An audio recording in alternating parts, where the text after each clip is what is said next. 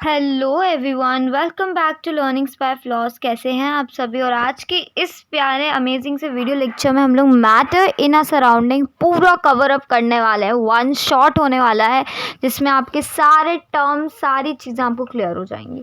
वैसे मैंने इसका पहले भी वीडियो बनाया था, इसमें मैंने बहुत अच्छे से आपको एक्सप्लेन किया था। पूरा 2 पेज मैंने आपको एक्सप्लेन किए थे, बट आई थॉट कि चलो एक बार और एक्सप्लेन कर देते हैं। तो चलो हम इसको दोबारा स्टार्टिंग से पढ़ेंगे। अब देखो, मैटर इन आवर सराउंडिंग। तो भाई मैटर क्या है? सबसे पहली चीज़ ये हमारे मन में आनी चाहिए कि मैटर क्या है। सराउंडिंग्स तो हमें पता है हमारे आसपास, है ना। तो अब मैटर क्या है? तो भाई मैटर वो चीज़ है जिसके अंदर मास हो या फिर जिसके अंदर वॉल्यूम हो। तो मतलब हम मैटर उस चीज़ को चाहेंगे, पहली चीज़ की कंडीशन होनी चाहिए कि उसके अंदर वॉल्यूम हो, सेकंड मास हो। अब ये कैसे पता चलेगा? तो चलो देखते हैं।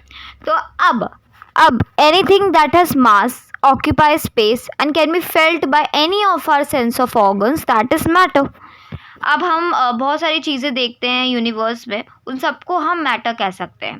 द ईयर, अब ईयर का आप देख नहीं सकते हो, ये आपकी ईयर, लेकिन कहीं ना कहीं तो कुछ ना कुछ तो वॉल्यूम वो सराउंडिंग में तो ऑक्यूपाई कर रही है, इसलिए आप ईयर को मैटर मानते हो।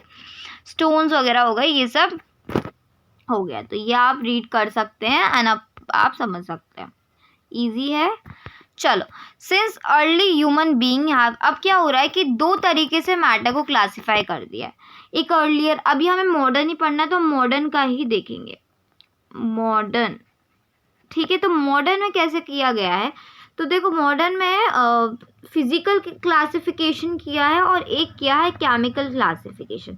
फिजिकल में सॉलिड, लिक्विड, गैस आ जाते हैं, जो हम अभी चैप्टर 1 में पढ़ेंगे, और चैप्टर 2 में हम केमिकल क्लासिफिकेशन पढ़ेंगे। चलो, तो अर्लियर क्लासिफिकेशन में 5 तत्व को बताया था कि 5 तत्व से होता है हर एक मैटर, 5 तत्वों से बना होता है। अर्थ, वाटर, एयर, स्काई, सब इन चीज़ों से बना होता है, ठीक है। लेकिन अब हम फिजिकल नेचर पे आते हैं। हमने देख लिया कि क्योंकि अर्लियर लोग ऐसी चीज़ें मानते थे, लेकिन बेस्ड ऑन केमिस्ट्री के बेसिक्स पे फिजिकल नेचर ऑफ मैटर क्या है। अब देखो, 2 स्कूल्स थे, ए एंड बी। अब दोनों स्कूल्स ने दोनों पोस्टुलेट किया कि इन्हें बोला कि मैटर कॉन्टिन्यूस है, बी ने बोला कि मैटर पार्टिकुलेट है, ठीक है, मैटर पार्टिकल से बना होता है। तो लेट्स सी क्या होता है इन दोनों में से। ये एग्जाम्पल मैंने पिछले वीडियो में भी बताया था, तो देख सकते हो। अब ये रेगिस्तान है, अगर हम इसे दूर से देखें, रेगिस्तान को दूर से देखें, तो आप हाल अंदाजा लगाओ कि कॉन्टिन्यूस है, बड़ा स्मूथ लग रहा है ना। तो ये देख के आपको पता चल जाएगा कि बड़ा ही भाई बहुत अच्छा हो, बहुत स्मूथ टेक्सचर है इसका। तो बट जब आप रेगिस्तान को अपने हाथ में पकड़ोगे, मतलब हाथ में उसके थोड़ा सा पार्टिकल पकड़ोगे, तो आपको पता चलेगा ये छोटे पार्टिकल से मिलके बना है। जो मास है जिनके अंदर, वो वॉल्यूम ऑक्यूपाई कर रहे हैं। तो ये मैं कह सकती हूँ कि मैटर जो है वो छोटे पार्टिकल से मिलता हुआ बना है। तो दूसरा स्कूल हमारा जो था वो बिल्कुल सही था कि मैटर पार्टिकल से मिलकर बना होता है। अब गाइस एक कुछ केसेस बता देती हूँ। तो पहला केस देखो, ये है कि लाइट को बहुत लोग मैटर मानते हैं, क्योंकि उससे हमें लाइट मिलती है, तो वो लाइट भी एक कहीं ना कहीं ऑक्यूपाई कर रहे हैं। बट लाइट को हम मैटर नहीं मानते, क्योंकि उसके अंदर मास नहीं है और वॉल्यूम में वो उतना ऑक्यूपाई नहीं कर रहा। आप उसे बंद कर दोगे तो कोई वॉल्यूम ऑक्यूपाई नहीं करेगा। तो अगर मैं ट्यूबलाइट कहूँ, तो ट्यूबलाइट से जो लाइट निकल रही है वो नहीं होगी, बल्कि ट्यूबलाइट तुम्हारा मैटर होगा। अब दूसरा एग्जाम्पल, यह आपकी बुक में दिया है, स्मेल ऑफ परफ्यूम। इसमें कंफ्यूज मत होना, स्मेल ऑफ परफ्यूम क्या होता है। स्मेल ऑफ परफ्यूम, अगर मैं बोलूँ स्मेल, तो ये नहीं होगा। ये जैसे कि फ्रेंडशिप, लव, हेटेड, ये मैटर नहीं होते हैं। स्मेल, टेस्ट, मीठा, सौर, खट्टा, ऐसे कोई ये मैटर नहीं होते हैं। अगर मैं स्मेल बोलूँ तो ये मैटर नहीं होगा फॉर श्योर। अगर मैं स्मेल ऑफ परफ्यूम बोलूँ तो ये मैटर होगा। क्या डिफरेंस है कि यहाँ पे स्मेल जो है वो परफ्यूम की है, तो परफ्यूम के अंदर जो उसके छोटे पार्टिकल्स हैं, उधर से ये निकल के स्मेल आ रही है, तो वो होगा आपका। जैसे ट्यूबलाइट में ट्यूबलाइट तुम्हारी मैटर थी, ठीक है। अब चलो हमने देख लिया, अब हम कैरेक्टरिस्टिक्स देखेंगे मैटर के। तो ये एक्टिविटी बताइए, मैं आपको ऐसे ही बता देती हूँ कि ये बीकर लिया हुआ है, ठीक है, ये बीकर है, इस बीकर के अंदर पानी डाला है। चलो पानी का कलर लेते हैं थोड़ा सा, ये पानी का कलर डाला है तुम्हारा, ठीक है। अभी इसमें पानी पानी है, मतलब एक तरीके से मैं कहूँ कि पानी के पार्टिकल्स है, ये ए केस है, ठीक है। अब बी केस में मैं क्या करती हूँ कि मैं इसमें सॉल्ट डाल देती हूँ, सॉल्ट डाल देती हूँ। तो अगर मैंने इसमें सॉल्ट डाला तो अब ये सॉल्ट क्या है, नीचे जाके बैठ जाएगा, और अब सॉल्ट कहेगा कि मुझे बैठने की जगह चाहिए। तो अब वाटर के पार्टिकल्स क्या करेंगे, इसके अंदर स्पेस बनाएंगे और इसको डिज़ोल्व कर लेंगे, तभी तो टेस्ट सही आ पाता है। तो यहाँ पे क्या होगा, इस समय ये पता चलता है कि पार्टिकल ऑफ मैटर है inter particle spaces of matter, मतलब इंटर पार्टिकल स्पेसेस होती हैं मैटर के, there are inter particle space of matter, जैसे कि छोटे छोटे पार्टिकल जो सॉल्ट के फिट हो गए। चलो ये तो बहुत अच्छे से देख लिया। अब नेक्स्ट, अब how are these particles of matter, how small are. अब हम स्मॉल देखेंगे। पहली प्रॉपर्टी हमने देखी कि they have inter particle spaces between them, voids होते हैं, वॉइड्स, वॉइड्स का मतलब पता ही है, वॉइड्स, इसे हम स्पेस को भी वॉइड्स कहा जाता है। अब यहाँ पे बहुत इंटरेस्टिंग सी चीज़ है कि पार्टिकल ऑफ मैटर बहुत स्मॉल होता है। यहाँ पे एक बीकर लिया है बच्चा, जिसमें 100 ml पानी है, इसमें 100 ml पानी है। अब इस 100 ml पानी में मैं कुछ क्रिस्टल्स डालूंगी पोटेशियम परमैंगनेट के। अगर मैंने इसमें कुछ क्रिस्टल्स डाले पोटेशियम परमैंगनेट के, तो हमने देखा कि इनके बीच में स्पेस है, तो ये डिज़ोल्व हो जाएंगे। अब सॉल्ट के केस में क्या था कि वो तो वैसा था, ट्रांसपेरेंट था, तो उसमें कुछ कलर नहीं दिखेगा, बट अगर तुम ये डालोगे तो पिंक कलर के होते हैं, तो ये बहुत जल्दी डिज़ोल्व होने लगेंगे। तो ये जो 100 ml का पानी है तुम्हारा, ये पूरा पर्पल कलर से हो जाएगा। अब मैं क्या करूँगी, इसी में से थोड़ा 10 ml वाटर लूँगी और ये 90 ml का हो जाएगा और ये 100 ml का हो जाएगा, और ये इस बीकर में डाल दूँगी। तो इस बीकर में मैं देखूँगी कि वही शेड आ रहा है। अब इस बीकर में वही प्रोसेस मैं जमाती रहूँगी और मैं एंड तक देखूँगी कि इसमें पार्टिकल्स जो कलर है इसका अभी भी नहीं जा रहा है, बट कुछ बीकर्स के बाद ख़त्म हो जाएगा, बट नहीं जा रहा है कलर। तो ये क्या शो करता है कि पार्टिकल ऑफ मैटर इतने छोटे छोटे हैं कि कहीं कहीं हर एक बीकर में जाके ये स्प्रेड हो रहे हैं। तो ये इससे पता चलता है कि estimate how small particles of matter are within any dilution through though the colour become light it is still visible. Light ही कलर क्यों ना हो, बट ये स्टिल विजिबल है। तो कितने छोटे छोटे पार्टिकल्स हैं।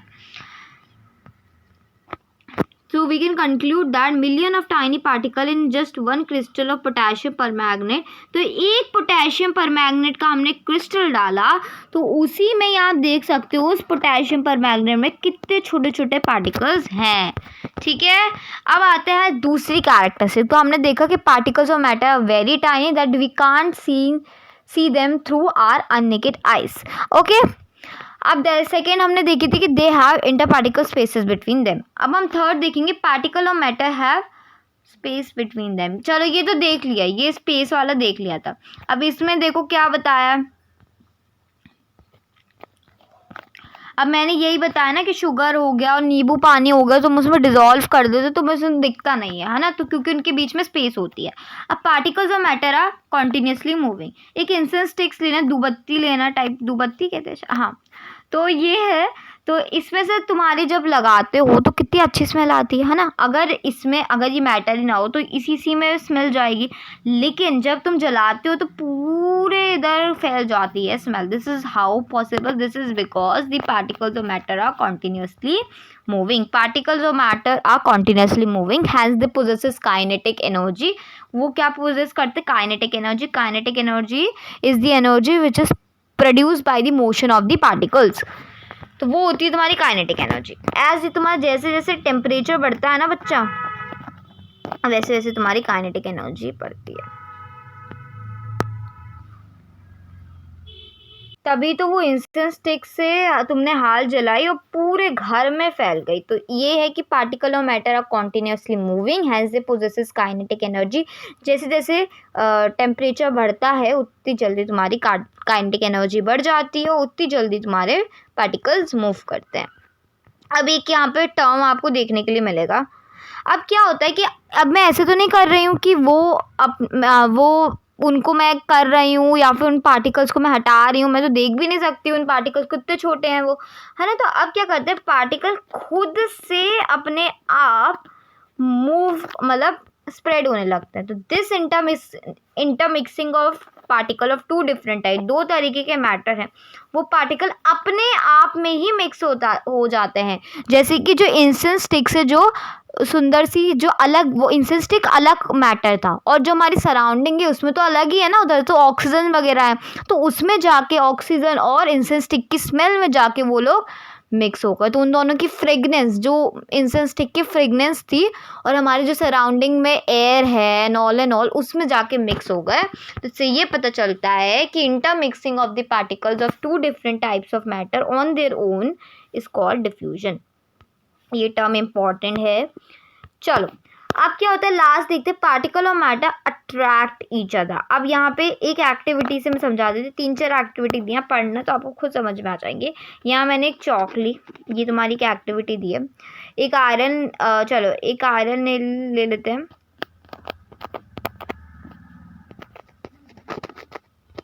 एक आइस ले लेते हैं। अब चौक को जब मैंने हैमर से डाला तो उसका फोर्स ऑफ अट्रैक्शन थोड़ा वीक था, तो इसलिए जल्दी टूट गई। लेकिन जब मैंने आइस के ऊपर डाला तो मुझे ज़्यादा फोर्स लगाना पड़ा, तब तो ये ब्रेक हो गई। लेकिन जब मैंने आयरन नेल के ऊपर बहुत फोर्स लगाया, हैमर से इसको पीटा, तो भी नहीं टूटा। क्यों नहीं टूटा? क्योंकि इनके बीच में फोर्स ऑफ अट्रैक्शन बहुत ज़्यादा है। और आपको पता है कि सॉलिड के पार्टिकल चिपके होते हैं, है ना। तो इस वजह से कि आयरन नेल जीत जाता है इन तीनों में। अब वो हैं तो वो दोनों भी सॉलिड, बट समवेयर कि आयरन इट हैज़ मोर, कह सकते हो, पार्टिकल्स उसमें ज़्यादा हैं इस वजह से, ठीक है। तो ये है इसमें, तो क्या कहते हैं, inter particle force of attraction hold the particles of water together. तो हमने कितनी प्रॉपर्टी देखी, कंक्लूड करते हैं, यहाँ पे कंक्लूड करते हैं। हमने बेसिकली 4 प्रॉपर्टी देखी मैटर, पार्टिकल्स ऑफ मैटर की, हमने मैटर की नहीं, पार्टिकल्स ऑफ मैटर की प्रॉपर्टी देखी है। तो particles of matter are very tiny, हमने पहली प्रॉपर्टी देखी वेरी टाइनी। फिर दूसरी देखी कि पार्टिकल ऑफ मैटर है inter particle spaces, inter particle spaces होती है।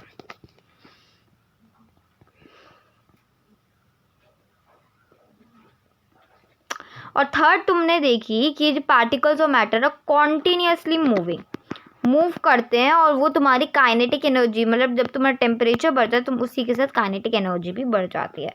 और inter particles force of attraction is also very high in the particles of matter. तो ये हमने 4 कैरेक्टरिस्टिक्स देखी। अब भाई स्टेट्स ऑफ मैटर पे आ जाता है। स्टेट्स ऑफ मैटर बच्चा तुम्हारी फिजिकली होती हैं, जो अभी हमने क्लासिफिकेशन देखा था। तो चलो देखते हैं इसमें, चलो एक बार ये कर लेते हैं, इंटेक्स क्वेश्चंस कर लेते हैं, लेट्स डू इंटेक्स क्वेश्चन कर लेते हैं। Which of the following are matter. अब मैटर कौन कौन से, देखो चेयर है, ऑफ कोर्स वो तुम्हारे घर में कितना मास होता है उसका कि 2 लोग को दिखाने, अच्छा चलो टेबल के लिए चाहिए होता है, चेयर के लिए तुम उठा लोगे अकेले, वो डिपेंड करता है प्लास्टिक की चेयर है एंड ऑल। तो ऑफ कोर्स चेयर है। एयर भी है। क्या लव है? क्या लव तुम्हारा है? मैटर नहीं, सॉरी लव तुम्हारा मैटर नहीं है। स्मेल भी नहीं है, ये तो मैंने तुम्हें स्टार्टिंग में बताया था। हीट है क्या? नहीं, बिल्कुल हीट भी नहीं है। एलिमेंट्स है, थॉट नहीं है, नहीं है कोल्ड। और लेमन वाटर तुम्हारा है, और स्मेल ऑफ परफ्यूम भी तुम्हारा है मैटर। अबे भाई give reasons for the following observation. अब तुमने सारी प्रॉपर्टीज तुमने पार्टिकल ऑफ मैटर की पढ़ी, अब उसी से रिलेटेड क्वेश्चन है। The smell of hot sizzling food reaches you several metres away, but to get the smell from cold food you have to go. अब इसके लिए क्या रीज़न लिखोगे तुम? इसके लिए क्या रीज़न लिखोगे? तो क्या है कि अब तुम्हें 4 प्रॉपर्टीज़ थी, तो अब तुम्हें दूर से ही उसकी सुगंध आ जाती है। तो ये क्या है? अच्छा, तुम डिफ्यूजन पे जा रहे हो, ठीक है ठीक है, बिल्कुल करेक्ट जा रहे हो। डिफ्यूजन की वजह से, कि 2 पार्टिकल्स के मिलने की वजह से वो हो जाता है, ठीक है। अब तुम्हें एक चीज़ बता दूं कि जैसे जैसे टेम्परेचर बढ़ता है, हमने पढ़ा था कि वो काइनेटिक एनर्जी बढ़ती है, और काइनेटिक एनर्जी बढ़ेगी तो ऑफ कोर्स वो इनडायरेक्टली प्रोपोर्शनल है। तो काइनेटिक एनर्जी जैसे ही बढ़ेगी, डिफ्यूजन भी बढ़ेगा। जैसे जैसे टेम्परेचर बढ़ा, काइनेटिक एनर्जी बढ़ी, डिफ्यूजन भी बढ़ा। तो कैसे लिखोगे इसका answer? The particle of matter are in continuous motion. हमने थर्ड प्रॉपर्टी देखी थी कि they are continuously moving, hence they possesses kinetic energy. When kinetic energy increases, temperature also increases, and this results in the rate of diffusion. तो diffusion क्या होता है कि diffusion intermixing of the particles of intermixing of two different particles on their own, खुद ब खुद वो mix होने लगते हैं और हमारे तक वो स्मेल पहुंचने लगती है। हमने इंसेंस स्टिक का एग्जाम्पल देखा था। आई थिंक अब ये क्लियर है। The particles of matter are in continuous motion, thus they possesses kinetic energy. When the kinetic energy increases, temperature also increases, this results in rate of diffusion. A diver is able to cut through water in a swimming pool. Which property of matter does this observation show? अब आप जब swimming pool में driver क्यों कर पाता है? हमें पता है कि हर चीज़ पार्टिकल से मिलके बनी है और पार्टिकुलेट इन नेचर होता है मैटर हमेशा, है ना। तो आप क्या कह सकते हो कि मैटर के अंदर स्पेस है। अब स्पेस है तभी तो वो फिट हो पा रहा है उसमें, वाटर में, स्विमिंग पूल में, तभी तो वो फिट हो पा रहा है जब उसके अंदर स्पेस है वाटर के अंदर, है ना। तो देखते हैं, this is because of the particulate nature of matter. Particle of matter have interspaces between them and thus we are able to cut through the water, कि हम मूव कर पाते हैं, आगे आगे बढ़ जाते हैं, ठीक है। तो ये तुम्हें बता ही दी थी मैंने, what are the characteristics of particle. 4 लिखनी है, वही लिख देना। अब स्टेट्स ऑफ मैटर पे आते हैं। चलो, 3 तरह की सॉलिड लिक्विड गैस होती हैं, 3 डिफरेंट टेस्ट बोल रही हूँ, उसमें स्टेट में एग्जिस्ट करता है। भाई सॉलिड देख लो, सॉलिड देख लो। अब जो सॉलिड में होता है arrangement of particles, particles are tightly packed, ठीक है। अब मैं आपको एक एक करके प्रॉपर्टी बता रही हूँ, डेफिनेट शेप में बता रही हूँ, उसमें बता रही हूँ मैं प्रॉपर वे में, कि ये एक बहुत अच्छे से पैकिंग अरेंज होते हैं। इसका मत देखना भी आप एनसीईआरटी का, मैं आपको बता रही हूँ वो देखो, ठीक है। पार्टिकल्स आर टाइटली पैक्ड होते हैं। अब इंटर पार्टिकल स्पेसेस क्या होती है? इसमें लीस्ट होती है। क्यों होती है लीस्ट इंटर पार्टिकल स्पेसेस? क्योंकि ये टाइटली पैक्ड होते हैं इस तरीके से, तो बहुत कम स्पेस इसमें पाई जाती है, ठीक है। अब inter particle force of attraction इसमें बहुत स्ट्रॉन्गेस्ट रहता है। क्यों रहता है स्ट्रॉन्गेस्ट? क्योंकि ये टाइटली पैक्ड होते हैं, है ना। ये फोर्स ऑफ, हमने आयरन नेल का एग्जांपल देखा था। शेप एंड वॉल्यूम कैसी रहती है? डेफिनेट शेप होता है एंड वॉल्यूम रहती है। जैसे हमने आयरन नेल देखा था कि उसका डेफिनेट शेप था और डेफिनेट वॉल्यूम थी, ठीक है। अब नेक्स्ट है हमारा कंप्रेसिबिलिटी। कंप्रेसिबल है, इनको मतलब दबा दिया जा सकता है कि नहीं? इनकम्प्रेसिबल है, हाँ कुछ केसेस में हो सकते हैं कंप्रेसिबल, बट बेसिकली इनकम्प्रेसिबल रहते हैं, इनकम्प्रेसिबल, ठीक है। फिर तुम्हारा रिजिडिटी आ जाता है। रिजिडिटी मतलब टेंडेंसी टू मेंटेन शेप, तो रिजिड होते हैं। फ्लूइडिटी तो दिखाते नहीं। पार्टिकल मोशन, पार्टिकल इसमें वाइब्रेट करते हैं, क्योंकि पार्टिकल एक दूसरे से कनेक्टेड होते हैं तो वो वाइब्रेट ही कर पाते हैं, ठीक है। और फिर kinetic energy, energy possessed by the particle, तो ये इसमें लीस्ट रहती है क्योंकि इसमें पार्टिकल मूव नहीं कर पाते, है ना, क्योंकि ये एनर्जी मोशन से प्रोड्यूस होती है, लेकिन इसमें तो पार्टिकल टाइटली पैक्ड है, इस वजह से डिफ्यूजन इसमें होता नहीं है, ठीक है, बहुत कम होता है, ये तो दिखाते ही नहीं है। डेंसिटी इसमें हाई होती है, गहराई, मास पर यूनिट वॉल्यूम, ठीक है, इसमें ही होती है। तो यही सब इसमें बताया था। What about a rubber hand? अब ये देखते हैं कि अब रबर है वो अपना जो शेप है वो रिगेन कर लेती है वैन उसमें जब फोर्स रिमूव कर दिया जाता है। अब देखो the shape of each individual sugar, अब एक शुगर है, ये सॉलिड है, अब उसको आप किसी जार में डालोगे तो वो सेम है, उसका वॉल्यूम भी सेम है, बट आपने उसका कंटेनर का शेप अलग बनाया है, ठीक है। अब sponge has माइनट holes which air, तो स्पॉन्ज के माइनट होल्स रहते हैं, उसके अंदर एयर ट्रैप हो जाती है, और जब हम उसे प्रेस करते हैं और और जब उसमें एक्सपेल्ड करते हैं तो हम उसे कंप्रेस कर सकते हैं, ठीक है। तो ये एक्सेप्शनल केसेस आपको देखने हैं, समझने हैं। अब हम दोबारा से लिक्विड में सारी प्रॉपर्टीज़ देखे हैं। जो पैकिंग होती है, अरेंजमेंट ऑफ पार्टिकल इसमें लेस होता है, लेस टाइटली पैक्ड होता है। इंटर पार्टिकल स्पेसेस इंटरमीडिएट होती है, ज़्यादा कम भी नहीं, ज़्यादा भी नहीं। Inter particle force of attraction less, तो इसमें आप लिखोगे less stronger than solid but more stronger than liquid, sorry gas. Shape and volume, इसका डेफिनेट वॉल्यूम ज़रूर रहता है बट कोई डेफिनेट शेप नहीं है ना, क्योंकि फ्लूइड आप किसी भी कंटेनर में डालोगे उस कंटेनर का वो पर्टिकुलरली शेप ले लेगा, ठीक है। कंप्रेसिबिलिटी देखो, नियरली कंप्रेसिबल होते हैं। रिजिडिटी तो दिखाते नहीं है ये, ठीक है। फ्लूइडिटी होते हैं, फ्लूइड पास करते हैं बट लेसर देन गैस होते हैं, ठीक है। गैसेस भी पोजेस करती हैं फ्लूइडिटी, ठीक है। पार्टिकल मोशन इसमें अच्छा होता है बट कम होता है गैस से और ज़्यादा होता है सॉलिड से। अब इसमें देखो काइनेटिक एनर्जी देखोगे तो इंटरमीडिएट है। डिफ्यूजन देखो, डिफ्यूज़ करते हैं ये but less than gas. Density इसकी मॉडरेट रहती है। ये क्वेश्चन में पूछा जा सकता है, देख लो कि all living creature need to breed for survival the aquatic animals can breed under water. क्यों कैसे ब्रीड कर, क्योंकि उसके अंदर डिजॉल्व ऑक्सीजन डिजॉल्व होती है। थर्ड वी में concluded solid liquid gas can diffuse into liquid, ठीक है, ठीक है। अब देखो सॉलिड भी करते हैं बट उतना नहीं करते हैं, तो इसलिए लिक्विड की ज़्यादा होती है। This is due to the fact that liquid sip, ठीक है। भाई गैसियस का देखते हैं। देखो पैकेजिंग इसकी भाई बहुत लूजली पैक्ड होते हैं। इंटर पार्टिकल स्पेसेस बहुत ज़्यादा होती है क्योंकि ये लूजली पैक्ड होते हैं तो घूमते रहते हैं, तो ये इसके अंदर बहुत इंटर पार्टिकल स्पेसेस होती है। फोर्स ऑफ अट्रैक्शन कम होता है, वीकेस्ट होता है। Shape and volume, no definite shape no definite volume. Compressibility highly compressible, rigidity तो दिखाते ही नहीं है। फ्लूइडिटी पोजेसेस फ्लूइडिटी हाईएस्ट रहती है इसमें। Particle motion free to move here and there and maximum move करता है। काइनेटिक एनर्जी मोस्ट होती है, डिफ्यूजन तो हमारा करता ही है रैपिडली। डेंसिटी सबसे कम होती है, ठीक है। You have observed that the gases are highly compressible as compared to solids and liquid. The liquid by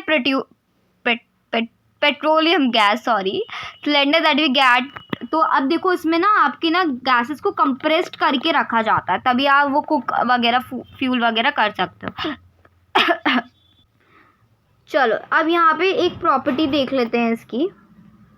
अब एक प्रॉपर्टी है गैसेस की, उसको जल्दी फटाफट देखेंगे। तो यहाँ पे देखो ये होता है गैस, तो ये फ्री टू मूव होते हैं, जैसे कि ये कंटेनर, तो इसके अंदर वो कहीं पे भी फ्रीली मूव कर। अब इसकी गैसेस के जो पार्टिकल्स हैं वो एक दूसरे से टकराएंगे और वॉल्स ऑफ कंटेनर पे भी क्या करेंगे कंटेनर पे हिट करेंगे, राइट। तो वो क्या लगाते हैं, equal amount of pressure outside also and inside also. तो यहाँ पे यही लिखा है लास्ट पैराग्राफ में तुम्हारे कि in gaseous state the particle move about randomly at high speed. Due to this random movement the particle hit each other और they hit the wall of the container, right. तो pressure जो exerted by the gas is because of the force exerted by gas per unit area on the wall of the container. तो ये तुम्हें याद रखना है।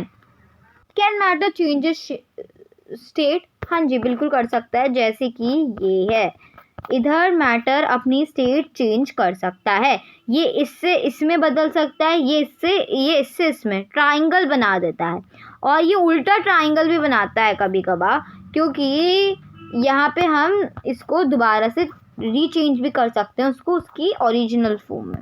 तो चलो देखते हैं। अब भाई देखो ए है, हम ए में देखेंगे कि कैसे एक आइस जो है वो वाटर में कन्वर्ट होती है। पहले केस में हम ये देखेंगे।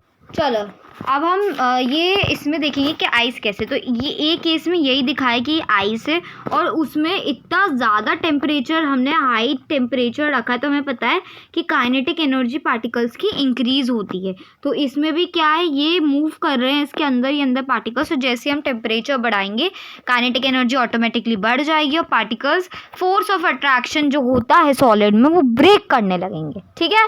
तो चलो देखते हैं, अच्छे से इसको क्लियर करते हैं। और On increasing the temperature of solids, the kinetic energy of the particle increases. Due to the increase in kinetic energy, the particles start vibrating with greater speed. तो इसमें यही लिखा है कि जैसे जैसे तुम्हारा टेम्परेचर इंक्रीज होता है वैसे जैसे तुम्हारी काइनेटिक एनर्जी इंक्रीज होती है, और काइनेटिक एनर्जी का मतलब ही है कि वो मोशन ऑफ पार्टिकल्स बढ़ाती है. तो यही तुम्हें लिखना है. ठीक है, तो ये समझ में आया. The energy supply by the heat overcomes the force of attraction. हमें पता है कि सॉलिड में फोर्स ऑफ अट्रैक्शन बहुत होता है, तो जितनी ज़्यादा हम टेम्परेचर रखेंगे उतना फोर्स ऑफ अट्रैक्शन कम होगा और वो लिक्विड में कन्वर्ट हो जाएगा. तो एक ऐसा स्टेज आएगा when the solid melts and it is converted to liquid. तो उस टेम्परेचर को हम बोलते हैं melting point. So when the solid is converting to liquid, it is at atmospheric pressure is known as melting point. अब एक चीज समझो, the melting point of ice होता है हमारा ये, ठीक है. The process of melting that is to change in the is called fusion भी बोलते हैं इसे हम. अच्छा चलो, एक चीज़ मन में आई हो, अभी हमने एक्सपेरिमेंट किया नहीं है ना प्रैक्टिकली, तो हमें थोड़ा सा से समझना पड़ेगा कि इन लोगों ने किया है, तो देखते हैं इनके मन में क्या है. व्हेन अ सॉलिड मेल्ट, जब हमारा सॉलिड मेल्ट होने लगता है, it temperature remains the same. जब हमारा टेम्परेचर जैसे कि जब ये 0 डिग्री पे आ जाता है, 0 डिग्री जब लिक्विड की स्टेट में ये कन्वर्ट होने वाला होता है गाइज, तो क्या होता है इसमें कि इसका टेम्परेचर कम ही रहता है, ये आगे नहीं बढ़ता जिससे ये लिक्विड गैस में चेंज हो जाए. तो ये एनर्जी का करता क्या है, ये इसमें बोला गया है. तो you must have observed during the experiment of melting that the temperature of the system does not change. So this is because the heat gets used up. तो ये जो होते हैं पार्टिकल ऑफ सॉलिड, ये अपने आप में हीट एब्जॉर्ब कर लेते हैं जिससे कि ये फोर्स ऑफ अट्रैक्शन ओवरकम कर पाए. ठीक है, as it heat energy is absorbed by ice without showing any rise in temperature, it is considered that it gets hidden into the contents of the beaker known as latent heat. तो इन्हें क्या बोला जाता है बच्चा हमारा, latent heat, छुपी हुई हीट. ये जो पार्टिकल्स हैं सॉलिड की अपने अंदर ऑब्जर्व कर लेते हैं जिससे कि इनका फोर्स ऑफ अट्रैक्शन कम हो जाए, तो इसलिए temperature remain as constant. The amount of heat energy required to change. अब देखो, एक होती है हीट, एक होती है latent heat of vaporisation and latent heat of fusion. तो इसको आप पढ़ सकते हैं कि फ्यूजन की क्या होती है और वेपराइजेशन की तो वही होती है कि लिक्विड, देखो ये दोनों केसेस में होता है. जब सॉलिड लिक्विड से चेंज होने लगता है, एक टेम्परेचर आ जाता है सब 0 डिग्री, और जब तुम्हारा लिक्विड जो है ना वो गैस में चेंज हो जाता है तो वो हो जाता है तुम्हारा 100 डिग्री. तो इन टेम्परेचर पे वो रुक जाती है. ठीक है, अगर चलो अब हम वाइस वर्सा करते हैं. अब हमने हीट दे दे के इनको इसमें कन्वर्ट कर लिया. अब देखो, अगर आप गैसीय स्टेट को मुझे सॉलिड स्टेट में लाना है तो मैं कूल करके इसे सॉलिड स्टेट में लाऊंगी कि मैं जितना कम टेम्परेचर करूंगी उतनी काइनेटिक एनर्जी कम होगी और उतना पार्टिकल का मोशन कम होगा. तो मोशन कम होगा तो वो अपनी स्टेट में सॉलिड की स्टेट में वापस आ पाएंगे. चिपके होते हैं ना सॉलिड के पार्टिकल्स, तो इस वजह से यही दिया है तुम्हारे पूरे इसमें. ठीक है, अब यहाँ पे बॉइलिंग पॉइंट बताया है कि जब तुम्हारा लिक्विड ना गैस में बदलने वाला होता है ना, तो उसको कहते हैं बॉइलिंग पॉइंट. और मेल्टिंग वो हो गया जो सॉलिड लिक्विड में बदलता है. अब देखो, टेम्परेचर की ऐसा यूनिट होती है केल्विन. ठीक है, अब तुम्हें जब केल्विन को सेल्सियस, अभी कोई भी तुम्हें डिजिट दिए, तुम्हें इसको केल्विन को तुम्हें सेल्सियस भी करना है तो तुम -273 करते हो. बल्कि ये है इसकी यूनिट, बट हम 15 को हटा देते हैं तो इसमें कोई फ़र्क नहीं पड़ता, जिससे हम अपनी कैलकुलेशन ईजी कर पाएँ. तो जो भी तुम्हें है उसको में तुम -273 कर देना. ठीक है, अगर तुम्हें किससे केल्विन को तुम्हें सेल्सियस में कन्वर्ट करना है, केल्विन की यूनिट दी है तुम्हें और उसको सेल्सियस में कन्वर्ट करना है. अगर तुम्हें सेल्सियस की यूनिट मतलब सेल्सियस का डिजिट दी हुई है और तुम्हें केल्विन में कन्वर्ट करना है तो तुम +273 कर दोगे. बस ये याद रखना कॉन्सेप्ट, इजी पीजी. चलिए, अब यहाँ पे सब्लिमेशन बोला गया है कि जैसे कि तुम देखते हो कैम्फर हो गया, आयोडीन हो गया. ठीक है, कैम्फर, आयोडीन, तो क्या होते हैं ये कैम्फर, आयोडीन, अमोनियम क्लोराइड, तो ये क्या होते हैं, ये अपनी जो है ना ये सॉलिड स्टेट से डायरेक्टली गैस स्टेट में चेंज हो जाते हैं. तो उस प्रोसेस को सब्लिमेशन कहते हैं. ठीक है, ये आप पढ़ सकते हो. तो यही इस एक्टिविटी में बताया है कि जो डायरेक्टली है कैम्फर है वो बिल्कुल डायरेक्टली चेंज हो जाता है। अब आपने नैफ्थेलिन बॉल्स देखे होंगे, अब उसको आप कपड़े में डालते हो जिससे कि सब बैक्टीरिया वगैरह चल जाते हैं। उसको कपड़े में डालने के बाद आप देखते हो कि 3-4 आप थोड़ी देर बाद देखोगे कि वो गायब हो जाती है। तो इसका यही मतलब है कि वो डायरेक्टली सॉलिड से तुम्हारी गैसेस स्टेट में कन्वर्ट हो जाती है। अभी तक हम टेम्परेचर पढ़ रहे थे कि हम जो है स्टेट ऑफ मैटर को कैसे चेंज कर सकते हैं, स्टेट ऑफ मैटर को कैसे चेंज कर सकते हैं, 2 वे से चेंज कर सकते हैं। हमने अभी तक देखा बाय टेम्परेचर, क्या हम टेम्परेचर को किसी केस में डिक्रीज कर रहे हैं तो किसी केस में इंक्रीज कर रहे हैं, है ना। अब हम देखेंगे बाय प्रेशर, तो इन 2 चीज़ों से हम इसको स्टेट ऑफ मैटर को चेंज कर सकते हैं, ठीक है। तो अभी इसमें क्या हो रहा है भाई, देखना, ध्यान से देखना से, ठीक है। अब यहाँ पे एक तुम्हें बीकर लिया है, इसमें तुम्हें पिस्टन मतलब वही कंप्रेसर हुआ है, हमें पता है गैस हाईली कंसिडर, ये सिलेंडर लिया है, ठीक है। इसमें कुछ गैस के पार्टिकल्स हैं, ये फ्रीली मूव कर रहे हैं तुम्हारे इधर से उधर। जब हमने इससे प्रेशर लगवाया इन्हें, जब हमने हाई प्रेशर लगाया तो कम टेम्परेचर हो जाता है। तो यही इसका कहने का मतलब है कि अगर टेम्परेचर देखो, अगर एक बार थोड़ा सेंस लगाओ कि टेम्परेचर तुम्हारा बढ़ेगा तो क्या इंक्रीज होता है, काइनेटिक एनर्जी इंक्रीज होती है। तो मोशन ऑफ पार्टिकल्स तो तुम्हारा ऐसे कैसे इंक्रीज हो जाता है। तो गैस के पार्टिकल क्या करेंगे, फिर इधर से उधर घूमेंगे, है ना, फिर तो होंगे ही नहीं। तो हम by applying pressure particle of matter can be brought close together. जितना हम हाई प्रेशर लगाएंगे, हमें पता है कि गैस कंप्रेसिबल होती है, तो जितना प्रेशर लगाएंगे उतने ही कंप्रेस होती जाएगी और एक मोमेंट पे ये एक एक करके आ जाएगी। तभी आप देख सकते हो सिलेंडर वगैरह में हम इसको अच्छे से स्टोर कर पाते हैं। तो by applying pressure and reducing temperature can liquefy gases. अब तुमने पढ़ा है कि कार्बन डाइऑक्साइड ड्राई आइस भी बोला जाता है। क्यों बोला जाता है ड्राई आइस, देखते हैं। तो ये क्या होती है, गैसियस स्टेट पे ये it is stored under high pressure. ये कंडीशन है इसकी कि ये हाई प्रेशर पे हम तो इसे स्टोर करते हैं, लेकिन ये क्या करती है, जब इसे हम लो प्रेशर थोड़ा मीडियम प्रेशर कर देते हैं तो ये एकदम से ही गैसियस स्टेट में चेंज हो जाती है, क्योंकि इसे फ्रीडम मिल जाता है ना। तो gets converted directly to gaseous state on decreasing the pressure to 1 atmosphere without coming into liquid state. ये इतनी फैल जाती है कि डायरेक्टली गैसियस में हो जाती है। तो बेसिकली क्या हो रहा है, यहाँ पे सब्लिमेशन हो रहा है। तो ये एक एग्जाम्पल दिया है कि प्रेशर को डिक्रीज किया है यहाँ पे, और तो इसे क्या कहते हैं, सॉलिड से गैसियस स्टेट पे लाया गया है। तो तुम्हें ये याद रखना है। हम इससे ये कह सकते हैं कि that pressure and temperature determine state of substance whether it is solid. तो आप इसको ऑब्जर्व करिए और इनको याद करना है, ठीक है ना, इंटर कन्वर्जन। चलो इतना देखा, अब आते हैं हमारे लास्ट टॉपिक पे, इवेपोरेशन। अब इवेपोरेशन क्या होता है कि जब हमने देखा कि जब हम लिक्विड से किस में कन्वर्ट करते हैं, बताओ, गैस में या फिर स्टीम में कन्वर्ट करते हैं, तो क्या होता है, इसको बॉइलिंग पॉइंट कहते हैं। लेकिन हम ना बॉइलिंग पॉइंट से पहले भी आके इसे कन्वर्ट कर सकते हैं, मतलब इसे पहले से ही गैस में कन्वर्ट कर सकते हैं। उसी फिनोमेना को इवेपोरेशन बोला जाता है। Phenomena of changing liquid into vapour at any temperature below it's boiling point is called, boiling point is 100 degree. उससे पहले तुम 90 हो गया, 80 हो गया, किसी पे भी कर लो, ठीक है। अब देखो इफेक्ट ऑफ इवेपोरेशन। अब इवेपोरेशन देखो, इवेपोरेशन का एग्जांपल देते हो, तुम्हारी मम्मी कपड़े डालने जाती हैं तो इसमें क्या होता है, इसको पूरे देखो तुम्हारे ना ये सारे इसमें इफेक्ट्स क्या है इवेपोरेशन, वो क्लोथ से ही समझाया, तो इसको इसी से पढ़ते हैं कि देखो you must observe rate of. अब कौन कौन से ऐसे स्टेट है जिससे रेट ऑफ इवेपोरेशन बढ़ती है।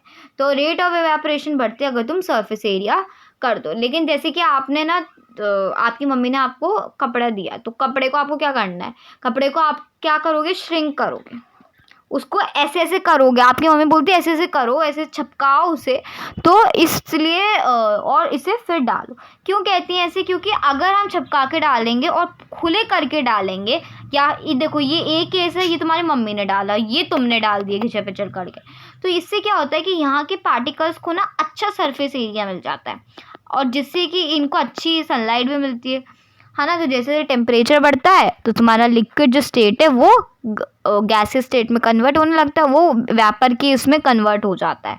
इसलिए क्या वो कहते हैं कि ऐसे खुले करके सरफेस एरिया को इंक्रीज करके, तो कैसे कह सकते हो, सरफेस एरिया ज़्यादा होगा तो तुम्हारा क्या बढ़ेगा, इवेपोरेशन बढ़ेगा। अब टेम्परेचर, भाई टेम्परेचर तो तुम्हें समझ में आ ही गया होगा, अभी इतनी बार पढ़ा कि जैसे टेम्परेचर बढ़ेगा काइनेटिक एनर्जी बढ़ती, कितनी बार बोला है मैंने। इससे टेम्परेचर बढ़ेगा तो ईजिली होगा, है ना, जिससे कि हीट एनर्जी एब्जॉर्व हो जाएगी, तो इससे तुम्हारी काइनेटिक इवेपोरेशन बढ़ता है। अब ये विंड का देखते हैं पहले हम। विंड क्या है कि अगर जितनी ज़्यादा हवा चलेगी उतनी ज़्यादा हम एनर्जी सोक अप कर सकते हैं और उतना जल्दी वो अपना कपड़ा सूखेगा, तो बढ़ेगी एनर्जी तो इवेपोरेशन में। अब ह्यूमिडिटी क्या होती है, humidity is amount of water vapour present, उमस जो होती है बेसिकली, तो वो उसमें आ जाती है। अगर तुम्हारी ह्यूमिडिटी, देखो हमारे सराउंडिंग में ह्यूमिडिटी बहुत होती है, उसमें वाटर वेपर में प्रेजेंट होती है, और अगर तुमने उसी टाइम कपड़ा डाला अपना करने में, है ना, तो क्या होगा कि वहाँ के वाटर वेपर्स भी हैं, यहाँ के भी हैं, तो इंटरमिक्स होके ख़राब हो जाएगा, तो जल्दी नहीं सूखेगा।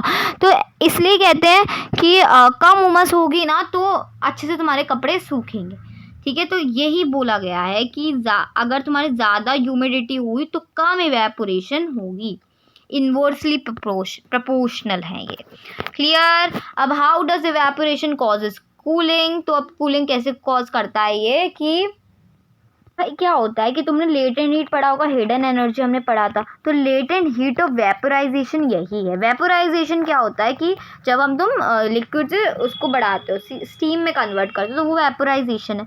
तो उस टाइम क्या है, पार्टिकल्स ने एनर्जी लॉस्ट कर ली थी, है ना, कि उस टाइम उनने गेन करी हाई। देखो एक बार और पढ़ते हैं इसे, ने देखा था ना कि 100 डिग्री सेल्सियस पे इन्होंने अब्जॉर्व करी थी हीट, लेटेंट हीट अपने अंदर। तो क्या होता है कि जब वो लूज जो प्रोसेस चल रही है तो उसमें एनर्जी लूज हो जाती है, तो ये क्या करते हैं कि सराउंडिंग से एनर्जी को लेने लगते हैं, एब्जॉर्व करने लगते हैं, इससे कि तुम्हारी सराउंडिंग क्या हो जाती है, कोल्ड हो जाती, ठंडी हो जाती है। उधर से एनर्जी लेते हैं ना, अपने आप में सोक करते हैं, तो बाहर का टेम्परेचर फिर कम होने लगता है तो कोल्ड होने लगता है। इस वजह से ही तुम देखते हो रात वगैरह कोल्ड वगैरह रहती है। The particles of liquid absorb energy from the surrounding to regain the energy lost during the evaporation। कुछ डेली लाइफ एग्जांपल, जब आप नेल पॉलिश रिमूवर करते हो तो एस्टोन वही होता है कि जब आप अपने उसकी जो एस्टोन रिमूवर है उसको डिप करके अपने पाम पे रखते हो तो आप देखते हो बहुत ठंडा होता है, क्योंकि हमारे बॉडी के अंदर टेम्परेचर होता है वो उस एनर्जी को सोक कर लेते हैं, जिससे कि हमारी सराउंडिंग ठंडी हो जाती है। तो आप बाकी एग्जाम्पल देखिए खुद पढ़ सकते हो, और आई थिंक ठीक है, तो आप ये बाकी पढ़ सकते हो, इसके एग्जाम्पल वही सेम चीज़ इसमें लगाई गई है, तो आप इनको पढ़ोगे तो आपको समझ में आ जाएगा। तो अब हम इंटेक्स क्वेश्चंस करते हैं थोड़े, ठीक है। Why does a desert cooler better on a hot dry day, तो वाई डज दी, तो इसका क्या रीज़न है, this is because increase in temperature and decrease in humidity, humidity कम होने लगती है ना।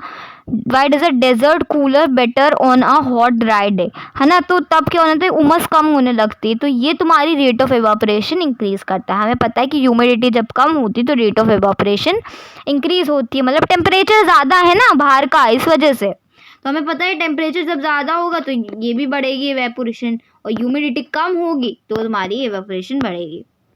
भाई नेक्स्ट देखते हैं कि how does the water kept in an earthen pots, मटके में जो होती है वो कूल हो जाती है ड्यूरिंग समर।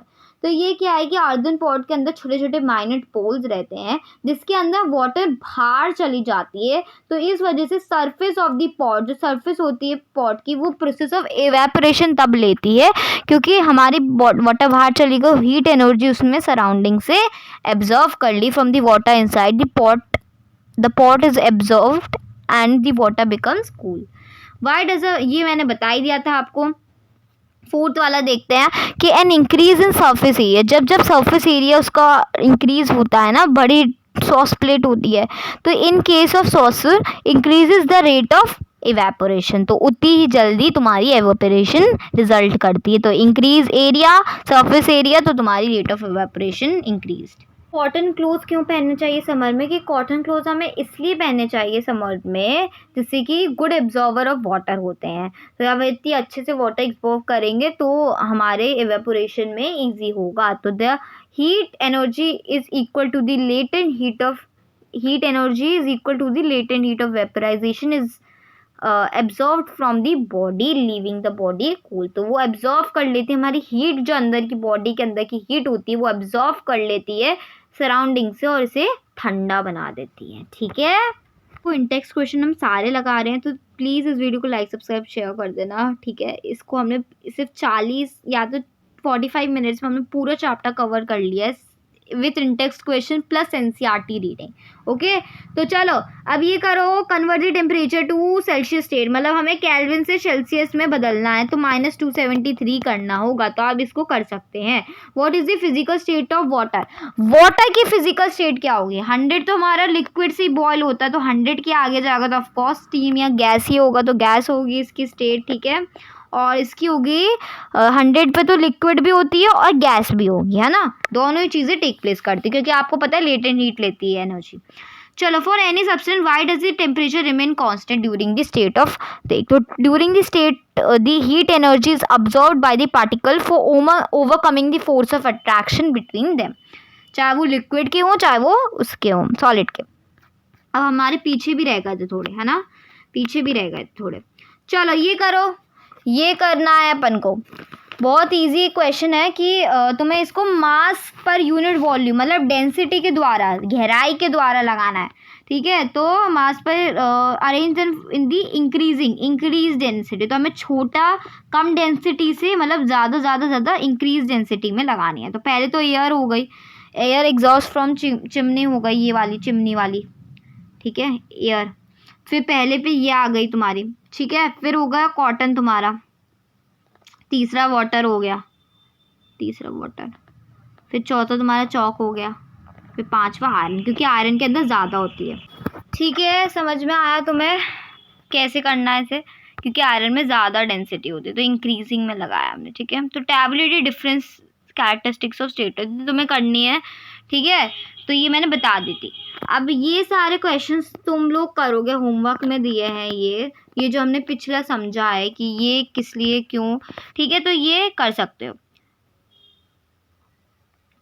अब ये आइस फ्लोट्स ऑन वाटर क्या चीज़ है मैं समझाती हूँ। Water expends on freezing.